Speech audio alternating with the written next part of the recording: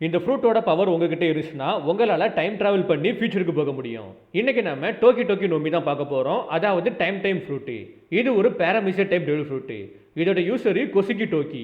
இந்த ஃப்ரூட்டோட ஆரிஜின் பார்க்க போஸ்ல void century டைம்ல அரௌண்ட் 800 வருஷத்துக்கு முன்னாடி தான் இந்த ஃப்ரூட்டை கொசுகி டோக்கி சாப்பிட்டுருப்பாங்க.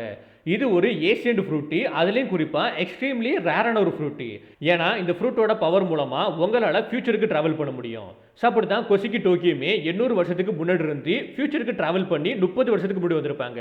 ஆக்சுவலி அவங்க இப்போ இருக்கக்கூடிய கரண்ட் டைம் லைனுக்கு தான் வர ட்ரை பண்ணியிருப்பாங்க. பட் தெரியாதனமா 30 வருஷத்துக்கு முன்னாடி போயிருப்பாங்க. இந்த ஃப்ரூட்டோட மெயின் எபிலிட்டின்னு பார்க்க போஸ்ல இந்த ஃப்ரூட்டை யாரெல்லாம் சாப்பிட்றாங்களோ அவங்களால டைம் டிராவல் பண்ணி ஃபியூச்சருக்கு போக முடியும். அதே மாதிரி மற்றவங்களையும் ஃபியூச்சருக்கு அனுப்ப முடியும். லைக் கொசுகி டோக்கி அவங்க இருந்த டைம்ல இருந்து 20 வருஷத்துக்கு முன்னாடி மோமோனுஸ்கே, கினிமான், காஞ்சிரோ, ரைசோ, கீகுண்டி எல்லாருமே அனுப்பி வச்சிருப்பாங்க. இந்த ஃப்ரூட் மூலமா கொசுகி டோக்கி என்னென்ன டெக்னிக் யூஸ் பண்ணுவாங்கன்னா ஃபர்ஸ்ட் டைம் லீப். இது மூலமா அவங்களே ஃபியூச்சருக்கு ஜம்ப் அடிச்சு போவாங்க.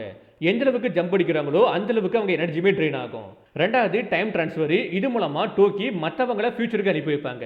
அப்படி போறவங்க இன்ஸ்டன்டா ஃபியூச்சர்ல ரீஅப்பியர் ஆவாங்க. மூணாவது டைம் ஷீல்டு. இந்த ஃப்ரூட்டோட ஸ்ட்ரென்த்னு பார்க்க போஸ்ல இந்த ஃப்ரூட் மூலமா உங்களால கன்வினியன்ஸா ஃபியூச்சருக்கு ஜம்ப் அடிச்சு போக முடியும். அது மூலமா உங்களுக்கு வயசாகாது. உங்களால ஏகப்பட்ட ஃபியூச்சர்ஸை பார்க்க முடியும். இப்போ நான் இந்த வருஷத்துல இருக்கேன்னா அடுத்த ஒரு 10 வருஷத்துல எப்படி இருக்கும்னு என்னால் பார்க்க முடியும். அதுக்கப்புறம் 20 வருஷம், அப்புறம் 30 வருஷம்ட்டு என்னால் கன்வினியன்ஸாக ஜம்ப் அடிச்சு போக முடியும். அதே மாதிரி ஒரு என்டையர் குரூப்பை வந்து டெத்ல இருந்து என்னால் காப்பாற்ற முடியும் இந்த ஃப்ரூட்டோட பவர் மூலமா. அண்ட் குறிப்பாக நீங்கள் கரெக்டாக பிளான் பண்ணுறது மூலமாக உங்களால் ஃபியூச்சர் ஈவெண்ட்ஸை கூட மேனிபுலேட் பண்ண முடியும். அண்ட் இந்த ஃப்ரூட் வந்து எஸ்கேப்பு அண்ட் சர்வைவலுக்கான ஒரு ஃப்ரூட்டு. இந்த ஃப்ரூட்டோட வீக்னஸ்னு பார்க்க போஸ்ல உங்களால் ஃபைட் பண்ண முடியாது. இந்த ஃப்ரூட் வந்து ஃபைட் பண்ணுறதுக்கான ஒரு ஃப்ரூட் கிடையாது.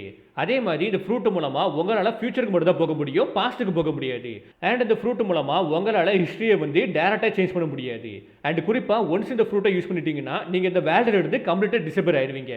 அடுத்து நீங்கள் எந்த ஃபியூச்சருக்கு போகணும்னு டிசைட் பண்ணுற வரைக்கும் இந்த வேர்ல்டில் இருக்கவே மாட்டீங்க, கம்ப்ளீட்டாக டிசப்பியர் ஆயிடுவீங்க. இந்த ஃப்ரூட்டு அவைக்ரின் ஆகலை. அவைக்ரின் ஆச்சுன்னா கண்டிப்பாக மோஸ்ட் பவர்ஃபுல்லான ஒரு ஃப்ரூட்டாக இருக்க வாய்ப்பு இருக்குது. இந்த ஃப்ரூட்டு டோக்கி கிட்ட இல்லாமல் வேற யார்கிட்ட இருந்ததுன்னா சூட்டபிளாக இருக்கும்னு எனக்கு தோணுதுன்னா ஃபர்ஸ்ட் நிக்கோ ராபின், ரெண்டாவது டாக்டர் வேகா பங்கு, மூணாவது லா, நாலாவது கூமா, அஞ்சாவது மோமோனுஸ்கே. ஒரு இன்ட்ரெஸ்டிங்கான ஃபேக்ட் என்னன்னா நம்ம கொசுகி டோக்கி எதுக்காண்டி ஃபியூச்சருக்கு வந்திருப்பாங்கன்னா ஜாய்பேயை பார்க்கறதுக்காண்டி, ஐ மீன் லூஃபியை பார்க்கறதுக்காண்டி.